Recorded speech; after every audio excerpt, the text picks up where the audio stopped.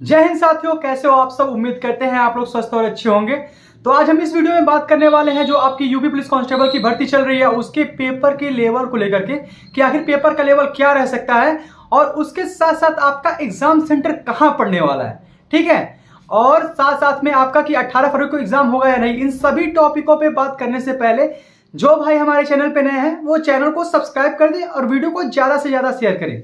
देखिए, हम लोग आप लोग के लिए इतना करते हैं तो आप लोग का भी एक लाइक तो बनता ही है, इसलिए वीडियो को लाइक कर दें और चैनल को सब्सक्राइब कर दीजिए। चलिए हम बात करते हैं कि पेपर का लेवल क्या रह सकता है। जैसा कि आप भी जानते हैं, इसके पहले जो भर्तियां हुई हैं वो 41,520 की वैकेंसी हुई थी और 49,568 की वैकेंसी हुई थी। उसके बाद फायरमैन जेल वार्डन की भर्ती हुई थी। ठीक है, तो 41,520 में बहुत दिनों के बाद वो भी वैकेंसी आई थी, लेकिन वहां पे जो फॉर्म थे वो 22 लाख के करीब में फॉर्म पड़े थे। और यहाँ पे जो है 60,244 वैकेंसी है, लेकिन फॉर्म भी 50,14,924 रजिस्ट्रेशन हुए हैं।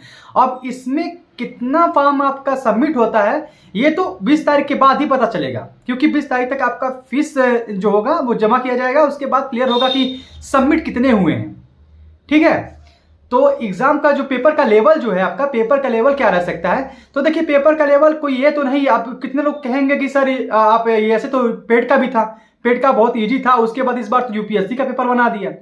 तो देखिए, वो अलग की बात है, लेकिन यहाँ पे पेपर का जो लेवल है वैसा नहीं रहेगा। आपका पेपर का लेवल एक ना तो इजी रहेगा ना ही हार्ड रहेगा, मॉडरेट लेवल का रह सकता है आपका।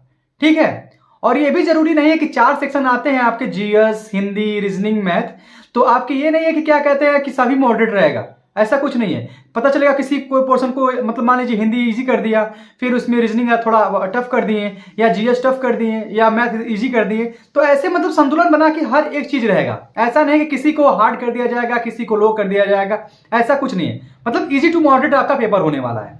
ठीक है, 41,520 की बहुत लोग बात करते हैं कि सर आप इतना कट ऑफ बताते हैं। 41,520 में 40 नंबर आपका नॉर्मलाइजेशन मिला था। देखिए, जब वहां पे पेपर 2 बार हुए थे, 18-19 जून को एक बार पेपर हुआ था, उसके बाद सीधा 28-29 अक्टूबर को पेपर हुआ था। 18-19 जून में जब पेपर फर्स्ट शिफ्ट वाले थे उन्हीं को मार्क्स मिला है। उसके अलावा 28-29 अक्टूबर को जो पेपर था हुआ था उनको एक नंबर नहीं मिला था। मेरा 28 अक्टूबर को पेपर हुआ था, वहां पे 234 का 234 ही रह गया था मेरा नंबर, एक नंबर ना कम हुआ था ना ज्यादा हुआ था। ठीक है, वहां पे नंबर नहीं देखने को मिला था। लेकिन हमारे ही दोस्त ऐसे ऐसे हैं जो कि 180 नंबर पे थे 18 और 19 जून के पेपर को, और उन्हीं का जो एग्जाम मतलब कि जब रिजल्ट आया था तो तकरीबन 232 नंबर हो गए थे। ठीक है, तो इतना 50-50 नंबर नॉमिनेशन देखने को मिला था। अब बात करते हैं आपका कि एग्जाम सेंटर कहां रह सकता है। तो देखिए, मेरा एग्जाम सेंटर पहली बार भी मतलब 41,520 में जब 18-19 को पेपर हुआ था तो मेरा एग्जाम सेंटर था जौनपुर। उसके बाद 28-29 अक्टूबर को जब पेपर हुआ तो मेरा एग्जाम सेंटर था बनारस। मेरा घर गोरखपुर है, मैं गोरखपुर से यहाँ बनारस मतलब सेंटर पड़ा। उसके बाद 49,568 में मेरा सेंटर पड़ा आपका कि यहाँ पे आजमगढ़।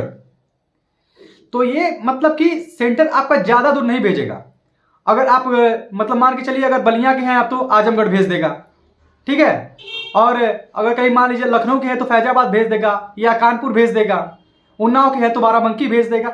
मतलब इतना एग्जाम सेंटर 200 किलोमीटर के अंदर ही रहने वाले हैं।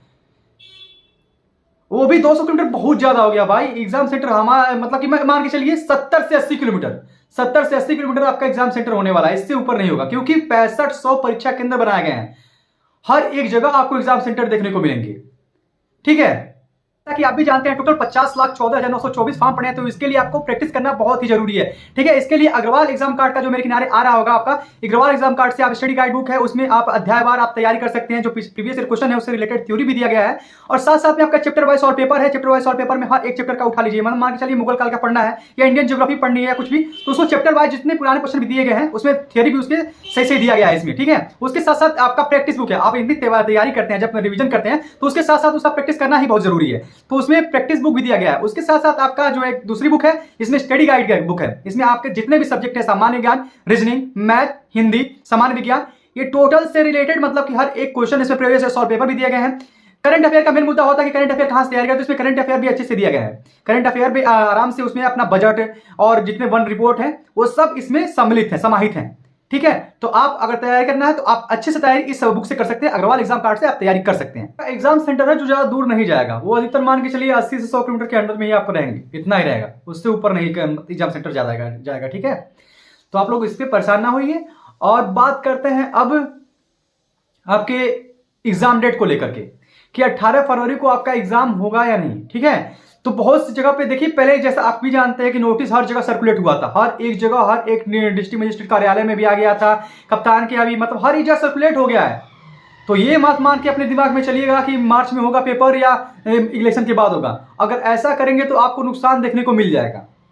ठीक है, तो आप लोग इसके फेर में मतलब कि चक्कर में ना पड़िए, आप आराम से ये रहिए कि तैयारी करिए अच्छे से। और 18 फरवरी को आपका 110% आपका एग्जाम होगा। और 18 फरवरी को आपका ये एग्जाम है कि 2-3 शिफ्टों में हो सकता है 2 दिन हो जाए, 18-19 को हो जाए, ये देखने को मिल सकता है। लेकिन ये जो है क्या कहते हैं कि जैसे एग्जाम मार्च में या क्या कहते हैं इलेक्शन के बाद, तो ऐसा कुछ नहीं होने वाला है। आप लोग अच्छे से तैयारी करिए, नहीं तो पता चलेगा इतने दिनों के बाद मेहनत खराब हो जाएगा। और हम तो ये चाहते हैं कि सभी लोग का सिलेक्शन हो, लेकिन 6244 सीट है तो 6244 ही होगा। इसलिए आप लोग अच्छे से मेहनत करके पढ़िए और आपका एक सीट फिक्स करिए। और कोई भी क्वेश्चन होगा तो कमेंट बॉक्स में कमेंट करिएगा। तब तक के लिए जय हिंद, जय भारत।